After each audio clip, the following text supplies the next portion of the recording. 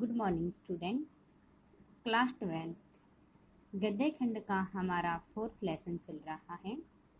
आज से हम 4th लेसन शुरू करते हैं। पहलवान की ढोलक, जिनके लेखक हैं बेटा फणीश्वर नाथ रैणु। सबसे पहले हम इसके जीवन परिचय के बारे में करते हैं कि इनका जन्म कब हुआ, कहाँ पे हुआ, कौन कौन सी उपाधियों से इसे सम्मानित किया गया था। क्योंकि 12th क्लास में जो जीवन परिचय पेपर के अंदर आते हैं वो हमारे पोएम के आते हैं, अंदर के ही आते हैं। सिर्फ इसमें हम क्या है कि हमारा जो ये है लेसन, इसके सिर्फ ऑप्शन टाइप क्वेश्चन इसमें से आ जाते हैं हमारे, वो कर लेते हैं। तो जैसे फणीश्वर नाथ रैणु हिंदी साहित्य के प्रमुख आंचलिक कथाकार माने जाते हैं। इनका जन्म सन 4 मार्च सन 1921 ईस्वी को बिहार प्रांत के पूर्णिया जिले के ओढ़ाई हिंगना नामक गांव में हुआ था। इनका जन्म कब हुआ था? 4 मार्च 1921 ईस्वी को। कहाँ पे हुआ था? बिहार प्रांत के पूर्णिया जिले के ओढ़ाई नामक गांव में हुआ था। 1942 ईस्वी के 1942 ईस्वी के भारतीय के स्वाधीनता आंदोलन में इन्होंने बढ़ चढ़कर भाग लिया था और 1950 ईस्वी में इन्होंने नेपाली जनता के राजशाही दमन से मुक्ति दिलाने हेतु उनका भरपूर योगदान भी दिया है। 1992-53 में ये क्या हो गए थे? बीमार हो गए थे। राष्ट्रीय भावना को देखकर सरकार ने इनको पद्मश्री की उपाधि से सम्मानित किया गया। ऑप्शन टाइप क्वेश्चन आते हैं कि फणीश्वर नाथ रैणु का जन्म कब हुआ था? 4 मार्च 1921 ईस्वी को। कहाँ पे हुआ था? हिंगना नामक गांव में हुआ था। भारतीय स्वाधीनता आंदोलन में इन्होंने कब बढ़ चढ़कर भाग लिया था? 1942 ईस्वी में लिया था। नेपाली जनता को राजशाही दमन से मुक्ति दिलाने का इनका भरपूर योगदान इनको कब मिला था? 1950 ईस्वी को। इनको कौन सी पुरस्कार से सम्मानित किया गया था? पद्मश्री पुरस्कार से इनको सम्मानित किया गया था। और इनका निधन कब हो गया था? 11 अप्रैल 1977 ईस्वी को इस महान साहित्यकार का निधन हो गया था। आती जैसे इनकी जो रचनाएं होती हैं कि मेला आंचल किसकी रचना है, किसका उपन्यास है? तो किसका उपन्यास है? ये फणीश्वर नाथ रैणु का उपन्यास है। प्रतिप्रिय कथा है, दीर्घतम और डुमरी आदि, ये किसके हैं? ये पहले फणीश्वर नाथ रैणु के ही हैं। कहानी जैसे इन्होंने लिखी थी तीसरी कसम, उप मारे गए गुलफाम, पहलवान की ढोलक, ये इनकी कहानी है। इन्होंने ये फणीश्वर नाथ रैणु ने ये कहानियाँ लिखी हैं। तो ऑप्शन टाइप जो क्वेश्चन हमारे यही आते हैं। इनकी साहित्यिक विशेषताओं के बारे में और भाषा शैली होती है। भाषा शैली इनकी की सहज व सरल है, स्वाभाविक बोलचालक है, तत्सम तत्पुरुष शब्द है। सिर्फ इतना ही आते हैं। अब इसके बाद में हम इसका लेसन करते हैं। पहलवान की ढोलक, इसमें हमारा फर्स्ट है जैसे जाड़े का दिन, अमावस्या की रात, ठंडी और काली, मलेरिया और हैजे से पीड़ित गांव, भयार्थ शिशु की तरह थर थर कांप रहा। ये हमारा गद्यांश है जिसकी 100% व्याख्या हमारी आती है। सबसे पहले हमें इसका प्रश्न लिखना है। प्रस्तुत पद्यांश हमारी हिंदी की पाठ्य पुस्तक आरोह भाग 2 में संकलित पहलवान की ढोलक नामक पाठ से लिया गया है। इनमें इनके लेखक फणीश्वर नाथ रैणु हैं। इसमें लेखक ने मलेरिया और हैजे से पीड़ित एक गांव की स्थिति का वर्णन करते हुए कहा है कि लेखक का क्या कथन है कि जाड़े का दिन था। लेखक का कथन है कि सर्दियों का मौसम था। इन सर्दियों के मौसम में, जाड़े का नहीं कि सर्दियों का मौसम था, और इन सर्दियों के दिनों में अमावस्या की रात अत्यंत ठंडी एवं अंधकारपूर्ण होती है। इन सर्दियों के दिनों में अमावस्या की रात अत्यंत ठंडी और अंधकारपूर्ण होती है। मलेरिया और हैजे से पीड़ित पूरा गांव, यानी कि गांव के अंदर मलेरिया की और हैजे की ऐसी बीमारी फैली हुई थी कि जिसके कारण यानी कि पूरा का पूरा गांव इस भय के कारण, यानी कि छोटे छोटे नन्हे जो बच्चे थे वो भी थर थर कांप रहे थे। सभी लोग कांप रही थी। मलेरिया और हैजे की इस भयंकर बीमारी से त्रस्त यह पूरा गांव उसी प्रकार से डर कर कांप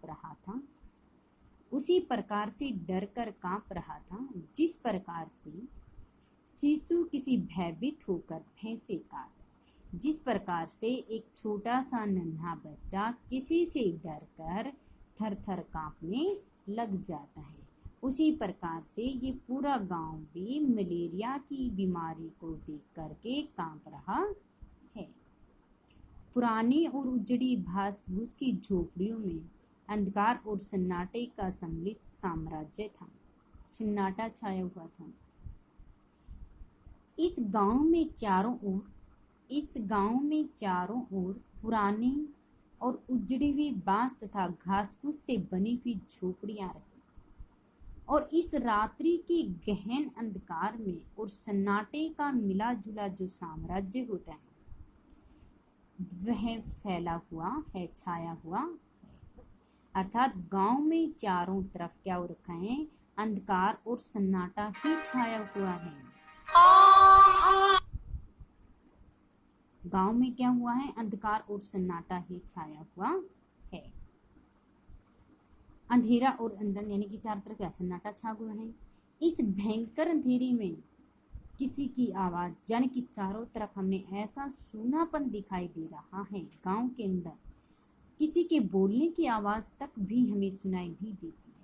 पूरा का पूरा जो गांव होता है इस बीमारी से इतना भयंकर ग्रस्त हो चुका है कि हमें किसी की आवाज तक भी सुनाई नहीं देती है।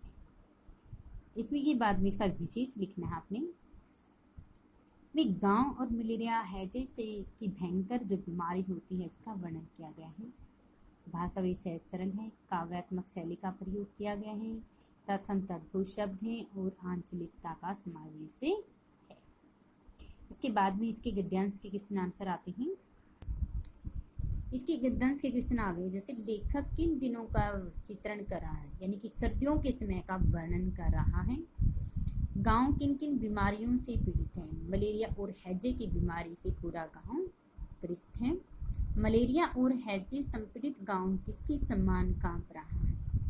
एक जिस प्रकार और कैसे एक छोटा नन्हा जो बच्चा होता है किसी भयंकर चीज को देख करके वह थर थर कांपने लग जाता है, उसी प्रकार से मलेरिया और हैजे की बीमारी के कारण ये पूरा गांव कांप रहा है। गांव की झोपड़ियां कैसी थी, उनका वातावरण, गांव की जो झोपड़ियां घास फूस से बनी हुई थी, बताया घास फूस से। फिर बताया कि उनका वातावरण कैसा था, उनका वातावरण कैसा था कि वहां चारों तरफ केवल सन्नाटा छाया हुआ था और कुछ भी दिखाई नहीं दे रहा था, किसी की आवाज तक भी हमें सुनाई नहीं दे रही थी उस गांव के अंदर। आगे हैं, अंधेरी रात चुपचाप आंसू गा रही थी, यानी कि जब पूरे गांव के अंदर वह मलेरिया हैजे की बीमारी जो फैली हुई थी बहा रही थी, निस्तंभता करुण सिसकियों और आहों को बलपूर्वक अपने हृदय में ही दबाने की चेष्टा कर रही थी। आकाश में तारे चमक रही थी। ये भी सबसे पहले हमारा गद्यांश ही है। इसमें लिखना है कि प्रस्तुत गद्यांश पहले पर्सन की लिखना है। इसमें इसके लेखक जो फणीश्वर नाथ रेणु जी हैं वो 20 महामारी से त्रस्त जो गांव होता है वह रात्रि की विभीषिका का चित्रण करते हुए कह रहा किस प्रकार से रात्रि में सन्नाटा छाया हुआ है। इसमें इसके लेखक के कहता है कि महामारी यानी कि मलेरिया और हैजे की बीमारी के कारण पूरा का पूरा गांव भयभीत था, और ऐसे उससे रात्रि के चारों ओर कालीमा तथा सन्नाटा छाया। उसमें क्या था, पूरी रात्रि में चारों तरफ सन्नाटा छाया था कि इस भयंकर अंधकार भरी रात में स्वयं यह चुपचाप आंसू बहा रही थी। कि यह अंधकार भरी जो रात होती है कि उसमें चुपचाप आंसू बहा रही थी, कि ऐसा प्रतीत हो रहा है कि इस भयंकर बीमारी के कारण पूरा गांव ग्रस्त होकर के रो रहा है, यानी कितने सारे लोगों की मृत्यु हो चुकी है, यानी कि किसी किसी घर में तो पूरे का पूरा परिवार ही समाप्त हो चुका है। और उसमें कहते कि चारों तरफ वो क्या अंधकार ही है जो आंसू बहा रही है। निस्तमता यानी कि सन्नाटा करुण सिसकियों और आहों को बलपूर्वक अपने हृदय में दबाने की चेष्टा कर रही है। रात्रि का यह भयंकर सन्नाटा और गतिहीनता महामारी से ग्रस्त करुण सिसकियों और कराहटों की जो आवाज होती है, वो भी व्यक्ति क्या कर रहे हैं, बलपूर्वक अपने हृदय के अंदर दबाए हुए हैं। आकाश में तारे चमक रहे हैं। आकाश में क्या कर रहे हैं, तारे टिमटिमा रही हैं। पृथ्वी पर कहीं प्रकाश का नाम नहीं। आकाश में तो क्या हो रहा है, तारे चमक रहे हैं, लेकिन हमारी पृथ्वी पर क्या होता है, प्रकाश का कहीं हमें नामो निशान तक भी दिखाई नहीं देता है। चारों तरफ केवल अंधकार ही अंधकार छाया हुआ है। वो किस कारण से अंधकार लगता है उनको पृथ्वी पर, कि मलेरिया और हैजे की बीमारी के कारण बहुत सारे लोगों की मृत्यु हो चुकी है। कि ये जो प्रकाश है, तारे अपना प्रकाश फैला रहे, लेकिन वो प्रकाश क्या हमारी पृथ्वी तक कहाँ पहुंच रहा है। हमारे यहाँ तो क्या है, अंधेरा हो चुका है। आकाश से टूटकर यदि कोई भावुक तारा पृथ्वी पर जाना भी चाहता है तो उसकी ज्योति और शक्ति रास्ते में ही शेष हो जाती है। इतना भयंकर अंधकार छाया हुआ है कि इस रात्रि के गहन अंधकार में यदि कोई भी भावुक जो तारा होता है, गहन भयानक था, रात्रि में इतना गहन भयानक था, आकाश से यदि कोई ही तारा टूटकर इस भाव पृथ्वी पर जाना चाहता है, लेकिन उसका जो प्रकाश होता है, उस तारे का प्रकाश, उसकी जो शक्ति होती है, बीच रास्ते में जाकर ही समाप्त हो जाती है। कि वो प्रकाश फैलाना चाहता है, लेकिन बीच रास्ते में आते आते क्या हो जाता है, उसकी रोशनी वो टूट जाता है, समाप्त हो जाता है। तो हमारी पृथ्वी पर क्या अंधकार ही अंधकार फिर रह गया है। अन्य तारे उसकी भावुकता तथा सफलता पर खिलखिलाकर हंस पड़ते हैं। गहन अंधकार में आकाश में टूटते तारे के प्रकाश दिखाई नहीं देता है, और उसकी असफलता के कारण आकाश में चमक रहे जो अन्य तारे होते हैं, वह पृथ्वी पर अपना प्रकाश नहीं पहुंचा पाया जो वह भावुक तारा, तो उसकी असफलता पर बाकी तारे हंसने लगते हैं, खिलखिलाने लगते हैं। तो लेखक ने रात्रि की विभीषिका का मानवीकरण किया गया है। सेकंड, अंधकार की भयानकता को दर्शाया है। तारों का मानवीकरण भी किया गया है। भाषा सहज व सरल भी है। काव्यात्मक शैली का प्रयोग भी किया गया है। इसके बाद में इसके क्वेश्चन आंसर हैं। इस गद्यांश के लेखक तथा पाठ का नाम लिखिए। लेखक कौन है इनके, फणीश्वर नाथ रैणु। इसमें पाठ का नाम क्या है इनका, पहलवान की ढोलक। प्रस्तुत गद्यांश में लेखक ने किसका मानवीकरण किया है, किसका मानवीकरण किया है लेखक ने, अमावस्या की अंधेरी रात का। लेखक ने इसमें अमावस्या की अंधेरी रात का मानवीकरण किया है। लेखक ने अमावस्या की रात का मानवीकरण किया है कैसे, कि अमावस्या की जब अंधेरी रात चुपचाप आंसू बहा रही थी, सभी लोग करुण और शिशुओं की आहटों को दबाने की अपने हृदय के अंदर क्या कर रहे थे, चेष्टा कर रहे थे। अंधेरी रात की सौंदर्य का वर्णन कीजिए, कि अंधेरी रात में आकाश में तारे टिमटिमा रहे हैं, अपना प्रकाश फैला रहे हैं, लेकिन उनका जो प्रकाश होता है वो हमारी पृथ्वी पर नामो निशान तक भी नहीं है, दिखाई ही नहीं देता है। आकाश के तारे किस पर खिलखिलाकर हंसते हैं और क्यों। अंधेरी रात में जब एक भावुक तारा इस पृथ्वी पर जाना चाहता है और वह अपने प्रकाश और शक्ति जब उसके रास्ते में ही समाप्त हो जाती है, तो उस समय उसकी असफलता को देखकर के बाकी जो तारे क्या होते हैं, उस भावुक तारे पर हंसने लगते हैं, खिलखिलाने लगते हैं।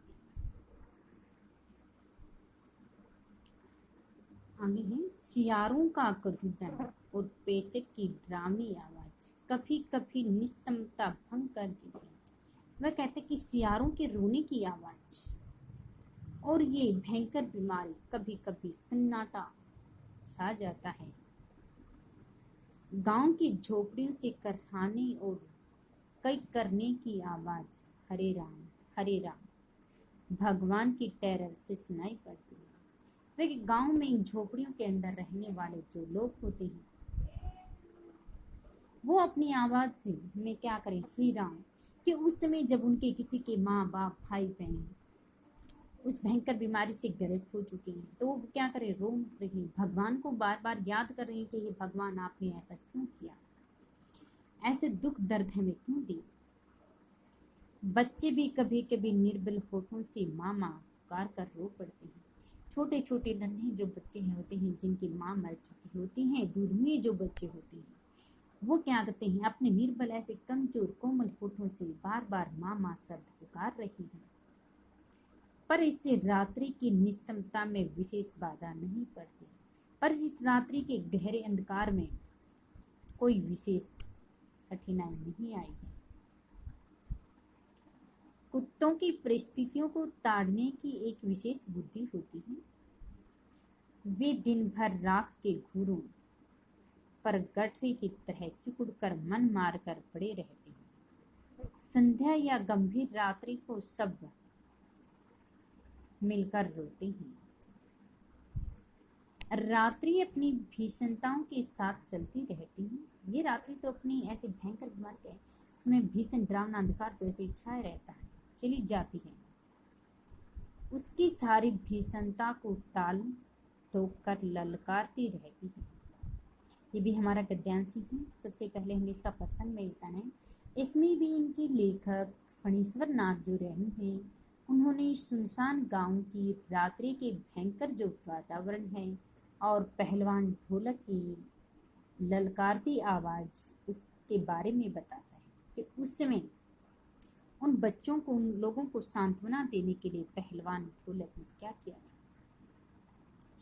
इसमें इसके लेखक क्या कहते हैं कि गांव की उस रात्रि के समय में उस भयंकर गहरे अंधकार जब छा गया था, इसमें लेखक ने कहा है कि रात्रि के समय में गांव के अंदर जब डरावना भीषण भयंकर अंधकार जो छा गया था, रात अपनी भयंकरता से चलती है। वह रात्रि भयंकरता को पूरे गांव का तोड़ने का प्रयास कर रही है, संपूर्ण गांव में। तो कहते रात्रि अपनी भीषणताओं के साथ चलती है। यह संपूर्ण गांव में रात्रि का जो गहन अंधकार है वो हमें उसकी आवाज हमें सुनाई नहीं पड़ती है। वह केवल क्या करते अपने कान चलती है, बीत जाती, समाप्त हो जाती है। उसकी सारी भीषणता को ताल कहकर ललकारती रहती है।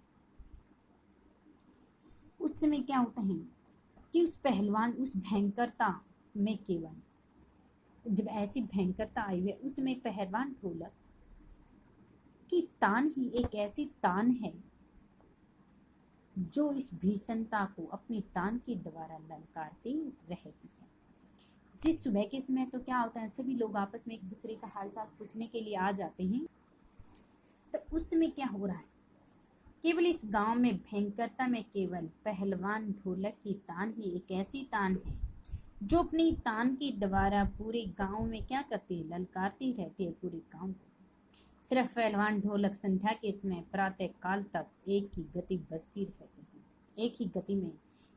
जब उस पूरे गांव के रात्रि के इस गहन अंधकार में सन्नाटे में केवल पहलवान ढोलक की आवाज ही आती है, अन्य किसी की आवाज नहीं आती। और शाम से लेकर सुबह तक उसके एक ही तान में वह अपनी ढोल बजाता रहता है। क्योंकि क्या करता है कि शाम के समय में कोई भी व्यक्ति एक दूसरे के घर में किसी का हाल चाल पूछने के लिए नहीं जाता है। उस समय सभी लोग अपने आप में क्या करते हैं, अकेला महसूस कर रहे होते हैं। तब पहलवान ढोलक ने क्या किया कि उसके सन्नाटे में ढोल की आवाज बजाता, उसकी आवाज को सुनकर के वो लोगों को ये बताना चाहता है कि इस रात्रि के गहन अंधकार में आप अकेले नहीं हो, इस रात्रि के गहन अंधकार में मैं भी आपके साथ ही हूँ। वो ऐसा करवाना चाहते। तो उस रात्रि में क्या करता है, शाम तक आप मैं सभी जब अपने घरों में चले जाते हैं उस समय अपने ढोल की आवाज बजाने शुरू करता है और सुबह तक एक ही ताल में भी अपनी आवाज ढोल की आवाज बजाता रहता है। उनकी आवाज है चट धा घिड़धा चट धा घिड़धा। उनके ढोल की ये आवाज एक ही उसमें बजती रहती है। इस धुन के साथ चटदा झिड़दा चटका झिड़दा, इसमें बसती हैं। आजा भीड़ आजा भीड़ जा बीच में चटका झिड़दा चटाक धड़दा आने उठाकर पटक दे। जब वे अपने ढोल बज रहे होते हैं तो उसके ढोल में से ऐसे स्वरों का गान हमें सुनाई देता है कि चटकदा झड़दा चटाक चटता, और इसमें भयानकता को दूर करने के लिए अनेक ताने वह बजाता रहता है ताकि उसकी ऐसी आवाज को सुन करके कुछ समय के लिए उन लोगों के हृदय में शांति हो सके, वो ये भी सोच सकें कि हमारे साथ कोई और भी है। तो इसकी भाषा से वही विशेष के अंदर तो वही चीज़ें को ऐड करते हैं। अपने भाषा सहज सरल तत्सम तत्पुरुष शब्दों का प्रयोग किया गया। इसके भी क्वेश्चन आंसर है इसके। रात्रि किसके साथ चलती है? अपनी भीषणताओं के साथ भयंकर इस मार्ग ज्ञान चल रही है। पहलवान की ढोलक किसको ललकारती थी? पहलवान की ढोलक रात्रि की विभीषिका को ही ललकार रही है। पहलवान की ढोलक रात्रि के किस रूप को ललकारती थी? बताएगा तो रात्रि पहलवान की ढोलक भीषण स्वरूप को ललकारती है। और कैसी कि वह इस स्वरूप को में एक ही ताल में अपनी ढोल की आवाज बजाता है। पहलवान की ढोलक कब से कब तक बजती रहती है? शाम से लेकर सुबह तक बजती रहती है। बता के रात्रि के शाम को बजाना शुरू करता है जब सब लोग अपनी झोपड़ियों के अंदर चले जाते हैं, उस समय से लेकर और सुबह तक वह अपनी तान बजाता रहता है। पहलवान की ढोलक किस गति में बजती रहती है? चटधा खिड़ता। उनके ढोल की आवाज में से ऐसे स्वरें सुनाई दे पड़ रही है। इसमें से हमारा प्रश्न बना है, गांव में महामारी फैलने इसमें से हमारा प्रश्न बना है कि प्रस्तुत कहानी में मलेरिया और हैजे की विभीषिका का चित्रण किया गया है। कैसे? कि पूरा का पूरा जो गांव होता है वो क्या हो गया है? मलेरिया और हैजे की जो बीमारी है, उस हैजे की बीमारी का शिकार हो चुका है, उसे ग्रस्त हो चुका है। एक और तो उसने क्या क्या महामारी अपना तांडव मचा रही है कि पूरे के पूरे गांव में एक आध घर तो ऐसा है कि पूरा का पूरा परिवार ही समाप्त हो चुका है, और कुछ में छोटे छोटे नन्हे बच्चे जो होते हैं वो अपनी माँ को याद करते रो रही है।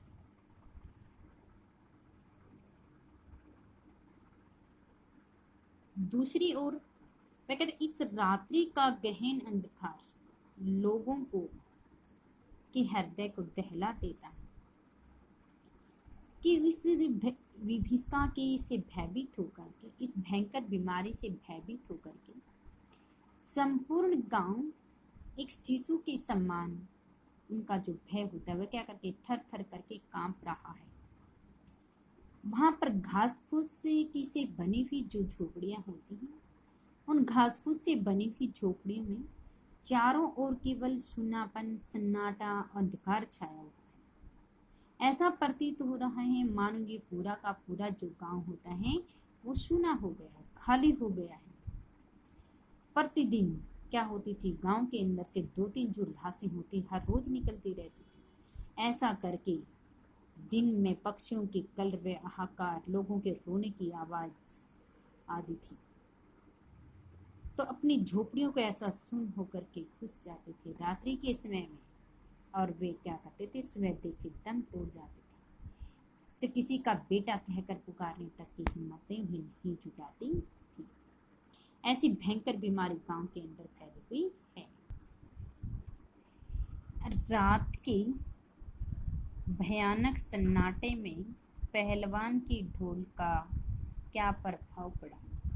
शाम होते ही लूटन पहलवान सिंह अपनी ढोल बजाना शुरू करता था, और ढोल की आवाज में एक ऐसी आशा का स्वर हमें सुनाई देता था। उसके ढोल की आवाज को सुन करके सभी लोग जो हमारी भयंकर बीमारी के कारण थर थर कांप रहे थे, उस बीमारी को देख करके सभी लोग उनके अंदर कुछ थोड़ी बहुत आशा दिखाई दे रही थी। तो गांव के अंदर इस भयंकर महामारी की भयानकता का ललकारा जाता है। और जब उस रात्रि के गहन अंधकार में पहलवान ढोलक अपनी आवाज ढोल की आवाज जब बजाता है तो लोगों के अंदर एक संजीवनी बूटी सी भर आती है। कुछ आशा की किरणें आती हैं। वे उनके ये आता है कि हमारे साथ इस रात्रि के गहन अंधकार में कोई और भी हमारा साथ दे रहा है, कोई और भी हमारे साथ है। यहाँ आवाज मर्त गांव में एक संजीवनी शक्ति भरती है। जब वह पहलवान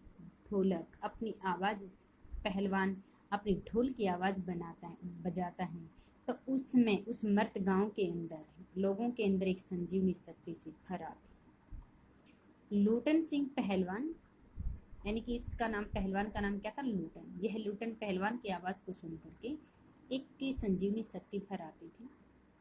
यूं तो वह कहा करता था, लूटन सिंह पहलवान को होल हंडिया भर के लोग जानते थे। होल हंडिया सीमा शायद एक जिले की सीमा के बराबर ही है। जिला भर के लोग उसके नाम से अवश्य परिचित थे। लूटन के माता पिता उसे 9 वर्ष की उम्र में ही अनाथ बनाकर चल बसे थे। यानी कि लूटन पहलवान केवल कितने वर्ष का था? 9 वर्ष की ही था। उसी समय उसके माता पिता का देहांत हो जाता है। उस समय केवल वह क्या अकेला ही रह गया है। सौभाग्यवश उसकी शादी हो चुकी थी। 9 वर्ष की अवस्था में ही क्या हो गया था? पहलवान ढोलक की शादी हो चुकी थी। वरना वह भी माँ बाप का अनुसरण करता, अपने माँ बाप को वो भी याद करता।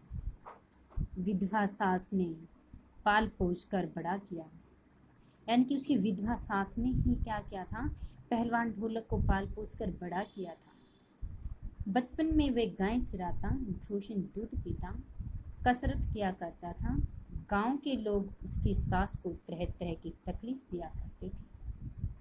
यानी कि उसकी सास ने उसे पाल पोस कर बड़ा किया। और गांव के जो लोग होते हैं, क्योंकि वे गरीब परिवार से थे, उसे ताने मारते रहते थे, तरह तरह की तकलीफ देते रहते थे, उसे कष्ट पहुंचाते रहते थे। लूटन वे सिर से कसरत की धुन लोगों का बदला लेने के लिए सवार हुई थी। और वह क्या करता था? उनका दूध पीता था, खूब मेहनत करता था, कसरत करता था। वे सोचता था कि मेरी सास के साथ जो जो लोग बुरा व्यवहार कर रहे हैं, मैंने उन सभी से क्या करना है? बदला लेना है। ऐसी धुन उसके सिर पर सवार हो चुकी थी। नियमित कसरत ने किशोरावस्था में ही उसके सीने और बाहों को सुडौल तथा बांसल बना दिया था। वह कहते कि जब वह प्रतिदिन कसरत व्यायाम करता रहता था तो किशोरावस्था, जवानी की जो अवस्था होती है, जो 15 साल की अवस्था होती है, उसमें क्या हो गया था? उसके सीने और बाहों को बड़े शक्तिशाली बना दिया था।